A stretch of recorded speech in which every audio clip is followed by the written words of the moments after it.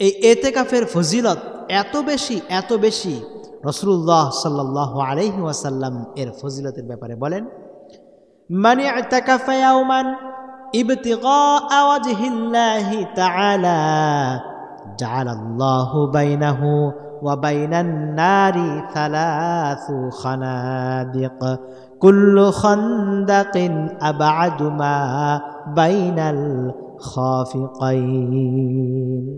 বিশ্বনবী বলেন, যেই ব্যক্তি আল্লাহ রাব্বুল আলামিনকে সন্তুষ্ট করার জন্য একদিন ইতিকাফ করবে, মহান আল্লাহ সুবহানাহু ওয়া তাআলা তার এবং জাহান্নামের মাঝে 3 খন্দক দূরত্ব তৈরি করে দিবেন।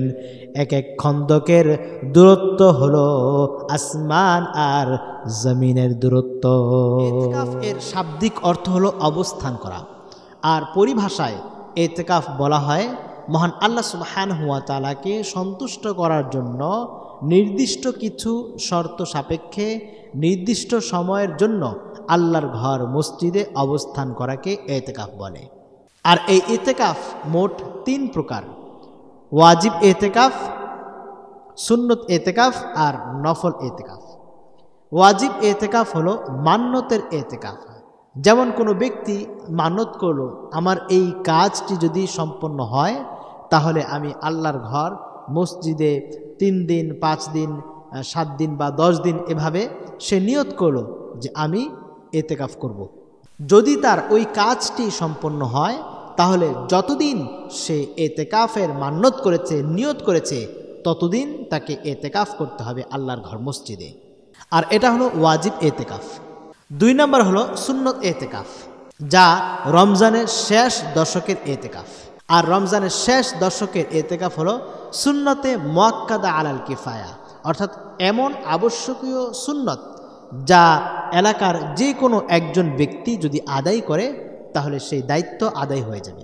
আর যদি কোনো ব্যক্তি ইতিকাফে না বসে, মহল্লার কোনো ব্যক্তি মসজিদে যদি রমজানের শেষ দশকে না বসে, তাহলে মহল্লার প্রত্যেকটি পুরুষ গুনাহগার হবে, সুন্নতে মুআক্কাদা তরক করার গুনাহে গুনাহগার হয়ে যাবে।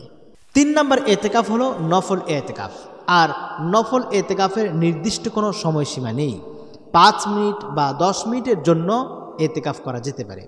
আর নফল ইতিকাফের জন্য রোজা রাখাও শর্ত নয়, তবে ওয়াজিব ইতিকাফ এবং সুন্নত ইতিকাফের জন্য রোজা রাখাটা শর্ত। অতএব আমরা যখনই মসজিদে প্রবেশ করব, তখনই আমরা যতক্ষণই আমরা অবস্থান করি না কেন, আমরা প্রবেশের পূর্বেই নফল ইতিকাফের নিয়তে আমরা প্রবেশ করব। তাহলে যতক্ষণ আমরা মসজিদে অবস্থান করব ততক্ষণ আমাদের আমল নামায় ইতিকাফের সওয়াব জমা হতে থাকবে। রমজানের শেষ দশকের ইতিকাফ অত্যন্ত গুরুত্বপূর্ণ এবং ফজিলতপূর্ণ। রাসূলুল্লাহ সাল্লাল্লাহু আলাইহি ওয়াসাল্লাম রমজানের রোজা ফরজ হওয়ার পর থেকে ইন্তেকালের আগ পর্যন্ত 1 বছরের জন্য ইতিকাফ ছাড়েননি। কারণ রমজানের শেষ দশকে ইতিকাফে বসার মাধ্যমে লাইলাতুল কদর অর্জন করা যায়।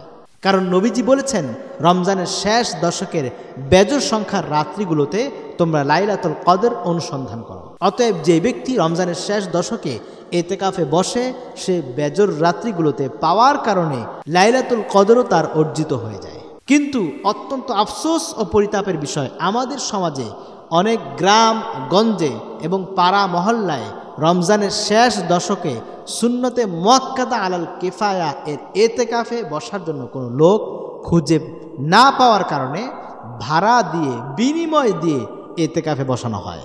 অথচ ইতিকাফ এটি একটি ইবাদত, আর ইবাদতের কোনো বিনিময় হয় না।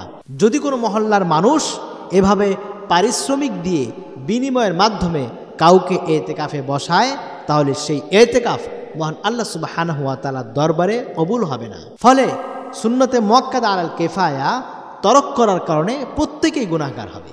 অতএব আসুন আমরা রমজানের শেষ দশকে ইতিকাফে বসি, স্বেচ্ছায় বসিয়ে নিজের আখিরাতকে গোছানোর নিয়তে, আখিরাতের পাথেও অর্জন করার নিয়তে আমরা ইতিকাফে বসি। আমরা অনেকেই তো প্রবাসে যাই, নিজের জীবনকে সাজানোর জন্য, সুখ শান্তিতে বসবাস করার জন্য আমরা 10 বছর, 15 বছর, 20 বছর, 30 বছর আমরা প্রবাসে সময় কাটিয়ে থাকি, সংসার থেকে, পরিবার থেকে দূরে থাকি, দুনিয়ার জীবনে সুখ শান্তিতে বিলাসিতার সাথে থাকার জন্য, কিন্তু আখিরাতের জিন্দিগিকে সাজানোর জন্য, আখিরাতের জিন্দিগিতে সুখ শান্তিতে থাকার জন্য আল্লাহর ঘর মসজিদে রমজানের শেষ দশকে 10টি দিন আমরা কি দিতে পারবো না? তাই আসুন আমরা রমজানের শেষ দশকে মহান আল্লাহ সুবহানাহু ওয়া তাআলার এই চৌকাটে অনশন করি 10 দিনের জন্য। আল্লাহ রাব্বুল আলামিন যেন আমাদেরকে মাগফিরাত নসিব করেন, জীবনের সমস্ত গুনাহগাতা যেন মাফ করে দেন।